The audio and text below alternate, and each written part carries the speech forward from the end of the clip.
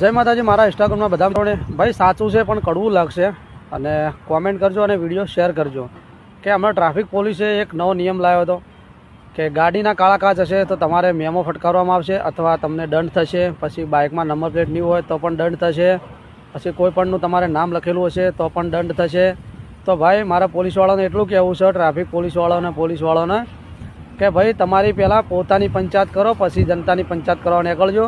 પોતાની ગાડી તમે કાળા કાચવાળી રાખો છો, પછી નંબર પ્લેટ પોલીસવાળી લખેલી રાખો છો, નંબર પ્લેટ વગરની ગાડીઓ લઈને ફરો છો, બાઇકો લઈને ફરો છો, બાઇકો પર પોલીસ નોમ લખાયેલું તમે લઈને ફરો છો। તો ભાઈ પોલીસવાળા કર્મચારીઓને કે તમારી પંચાયત કરો, બીજી જનતાની પંચાયત કરવાની જરૂર નથી। પહેલાં તમે કાયદો અમલ કરો, પછી બીજા કાયદો અમલ કરશે। તો ભાઈ આ વિડીયો તમને ગમ્યો હોય તો 3 જણાને શેર કરજો અને કોમેન્ટમાં સાચું ખોટું લખજો। તો ભાઈ કોની સાથે આવું થયેલું છે અને વાત ખોટી હોય તો કોમેન્ટ કરજો। જય માતાજી।